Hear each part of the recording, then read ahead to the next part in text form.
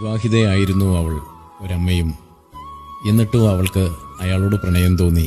അവൾക്കറിയാമായിരുന്നു തെറ്റ് തന്നെയാണ് എന്ന്. പക്ഷേ ഒറ്റപ്പെടലിൻ്റെ വക്കിൽ നിന്നും ഒരിക്കൽ കൈപിടിച്ചു കയറ്റിയത് അവനായിരുന്നു. നിരാശയുടെ പടുകുഴിയിലേക്ക് വീഴാൻ നിന്നപ്പോൾ, ആരോടെങ്കിലും ഒന്ന് സംസാരിച്ചില്ലെങ്കിൽ ഭ്രാന്ത് പിടിക്കുമെന്ന് സ്വയം തോന്നി തുടങ്ങിയപ്പോൾ ആശ്വാസമായി വന്നത് അവൻ മാത്രമാണ്.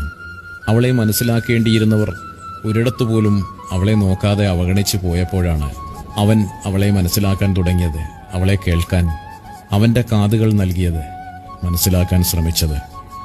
മണിക്കൂറുകളോളം അവർ സംസാരിക്കാൻ തുടങ്ങി. മടുപ്പില്ലാതെ പരസ്പരം അറിയാൻ ശ്രമിച്ചു. പിന്നീട് എപ്പോഴോ അത് പ്രണയത്തിലേക്ക് വഴുതി വീണുപോയതെന്ന് രണ്ടാൾക്കും അറിയില്ല. കേൾക്കുന്നവർക്കും കാണുന്നവർക്കും അത് തെറ്റായിരുന്നു. അവർ അതിനെ അവിഹിതം എന്ന പേരിട്ട് വിളിച്ചു. പക്ഷേ പ്രണയത്തിൽ അങ്ങനെയൊരു വാചകവുമില്ല. അവിടെ പ്രണയം മാത്രം. കേൾവിക്കാരുടെയോ കാഴ്ചക്കാരുടെയോ കണ്ണുകളിൽ കൂടിയല്ലാതെ അവരുടെ കണ്ണുകളിൽ കൂടി ആ പ്രണയത്തെ ഒന്ന് നോക്കി കാണൂ. എത്ര മനോഹരമാണ് അല്ലേ?